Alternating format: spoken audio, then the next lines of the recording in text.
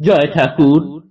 শ্রী শ্রী রামকৃষ্ণ পুঁথি দ্বিতীয় খণ্ডের অন্তর্গত তীর্থ পর্যটন এই অধ্যায় থেকে আজ আমরা ষষ্ঠ দিন পাঠ করছি। আজ পাঠ করছি পৃষ্ঠা সংখ্যা 145, আজ 237 পর্ব। এর আগের পাঠে আমরা দেখেছি মথুর বাবু এবং তার স্ত্রী জগদম্বার সঙ্গে ঠাকুর একটু কাশীধামের দিকে বেড়াতে যাওয়ার জন্য সম্মত হয়েছেন। সেই মতো মথুর বাবু নৌকা ভর্তি ভর্তি জিনিস, বস্তা বস্তা জিনিস এবং ভৃত্য ইত্যাদি নিয়ে প্রস্তুত হচ্ছেন। এই অবধি আমরা এর আগের দিন পাঠ করেছি। তারপরের অংশ থেকে আজ আমরা পাঠ করব।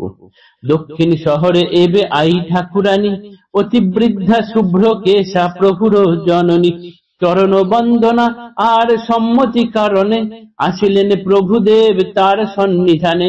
আয়ের সর্বস্ব রত্ন পুত্র গদাধর, তীর্থে যেতে ছেড়ে দিতে না মানে অন্তর। হেথা প্রতিশ্রুত প্রভু মথুর আবাসে, তাহাদের সঙ্গে যাওয়া হবে তীর্থবাসে। না যাইলে বাক্য রক্ষা পক্ষে হয় দোষ, গেলে পরে জননীর মন অসন্তোষ। উভয় রক্ষার হেতু করিলা উপায়, তীর্থবাসে সঙ্গে যেতে কহিলেন মায়।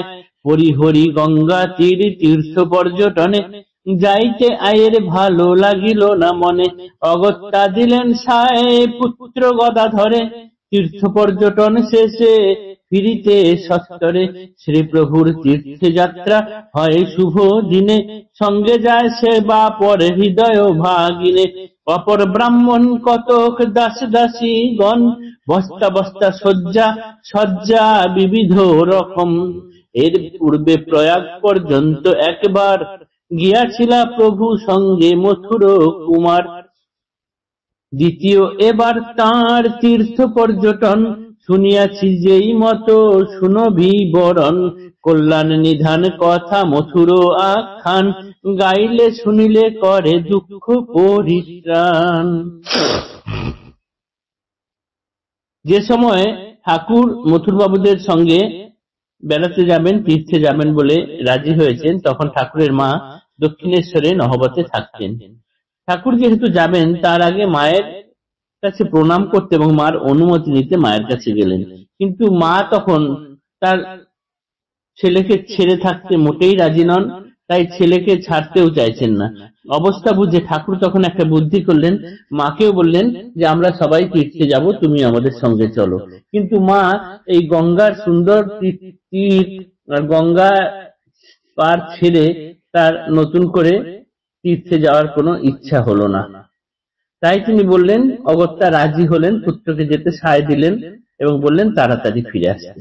সেই মতো কিছু দাস দাসীগণ এবং বস্তা বস্তা নানান সজ্জা ইত্যাদি নিয়ে, সাজ পোশাক বিছানাপত্র ইত্যাদি সব নিয়ে, সব নৌকায় বোঝাই করে নিয়ে মথুর বাবুর সঙ্গে ঠাকুর চললেন। এর আগে একবার প্রয়াগ পর্যন্ত গিয়েছিলেন, কিন্তু তারপর এই দ্বিতীয়বার। এবার কি কি ঘটনা হলো সেই কল্যাণ নিধান কথা মধুর আখ্যান, গাইলে শুনিলে করে দুঃখ পরিত্রাণ। দ্বিতীয়বার কেমন তীর্থ পর্যটন হলো? পুথিকার বলছেন, দ্বিতীয় এবার তার তীর্থ পর্যটন, শুনিয়াছি যেই মতো শুনো বিবরণ। কিরকম হয়েছে সেটা বলছেন এখন। পথিমধ্যে এক ঠাই বিস্তৃত প্রান্তরে, অনাথ দরিদ্র বহু লোক বাস করে। পত্রের কুটির বাঁধা তাও দুলে বায়, তরুতল স্থিত সেই হেতু রক্ষা পায়। অন্ন বিনা জীর্ণ শীর্ণ রুগ্ন কলেবর, অনায়াসে গোনা যায় বুকেরও পাঁজর। পরিধেয় শতগ্রন্থি মলিন বসন, এত খাটো তাও নহে লজ্জা আবরণ। মূর্তিমান দরিদ্রতা তথা বিদ্যমান, দেখিয়া দয়াল প্রভু করুণা নিদান। দেখিয়া দয়াল প্রভু করুণা নিধান, রোদন করেন কত নাহিক অবধি। গদ গদ স্বরে কন শ্যামায় সম্বোধি, ত্রিলোক পালিনী তুমি তুমি বিশ্বেশ্বরী। কি বিচার মা তোমার বুঝিতে না পারি, তোমার কর্মের মর্ম বুঝা অতি ভার।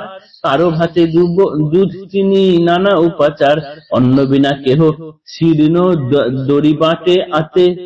দিনান্তেও এক মুঠা নাহি পায় খেতে। দীনবন্ধু প্রভুদেব কাঙ্গালের ধন, অহেতুক কৃপানিধি দারিদ্র ভঞ্জন। অনাথের নাথ প্রভু দ্রবিয়া অন্তরে, ধীরে ধীরে বলিলেন ভক্ত শ্রী মথুরে। কখনো না দেখি শুনি কাঙ্গালি এমন, যথাসাধ্য অন্ন বস্ত্র কর বিতরণ। এদের মতন দুঃখী নাহি সংসারে, বলিতে বলিতে জল দুনয়নে ঝরে। দুঃখী দিনে যদি তব না দ্রবে অন্তর, কি হেতু কহিবে জীবে দয়ার সাগর। জয় জয় দীনবন্ধু কাঙ্গালের হরি, যে দিনে উপজে দয়া তারে নম করি। এইবার তীর্থে যেতে যেতে রাস্তায় ঠাকুর দেখলেন একটা জায়গায় অনেক দরিদ্র লোক একসাথে বাস করেন। তারা জীর্ণ শীর্ণ রুগ্ন তাদের শরীর, অনায়াসে তাদের বুকের পাঁজরের হাড়গুলো গোনা যায়। তাদের শতচ্ছিন্ন বস্ত্র এত ছোট যে লজ্জা আবরণ পর্যন্ত হয় না। মূর্তিমান দরিদ্রতা তাদের সামনে বিভীষিকার মতো এসে দাঁড়িয়েছে। তাদের দেখে ঠাকুর কেঁদে ভাসিয়ে ফেলছেন। মাকে তিনি সম্বোধন করে গদগদ স্বরে বলছে, মা তুমি ত্রিলোকপালিনী, তুমি বিশ্বেশ্বরী, তোমার এ কিরকম বিচার মা? তোমার দয়ায় কেউ দুধ ভাত চিনি এবং নানান উপাচার সহ খেতে পারছে, আবার কেউ এরকম জীর্ণ শীর্ণ শরীরে পেটে দড়ি বেঁধে পড়ে থাকছে, এক মুঠো জিনিস খেতে পায় না। তুমি এদের কেন দেখো না মা? দীনবন্ধু প্রভুদেব কাঙ্গালের ধন, অহেতুক কৃপানিধি দারিদ্র ভঞ্জন। অনাথের নাথ প্রভু দ্রবিয়া অন্তরে, ধীরে ধীরে বলিলেন ভক্ত শ্রী মথুরে। তিনি দীনবন্ধু, তিনি অনাথের নাথ, তিনি দারিদ্র ভঞ্জন, তিনি কৃপানিধি। এদের দুঃখ দেখে তিনি মনে মনে কেঁদে ভেসে গেছেন। তাই তিনি মথুর বাবুর কাছে গিয়ে ধীরে ধীরে বললেন, মথুর, এরা বড় দুঃখী, এদের পেট ভরে একটু খেতে পায় না, এদেরকে তুমি যথাসাধ্য একটু অন্ন বস্ত্রের ব্যবস্থা করো। তোমার তো অভাব নেই, তুমি চাইলেই এদেরকে দুঃখ দূর করতে পারো। দুঃখী দিনে যদি তব না দ্রবে অন্তর, কি হেতু কহিবে জীবে দয়ার সাগর।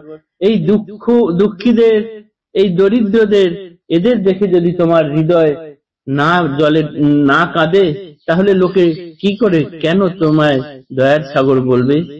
তাই পুথিকার বলছেন, জয় জয় দীনবন্ধু কাঙ্গালের হরি, যে দিনে উপজে দয়া তারে নম করি। যে এই গরিবদেরকে দয়া করে তাকে প্রণাম করি। জয় ঠাকুর, নমস্কার।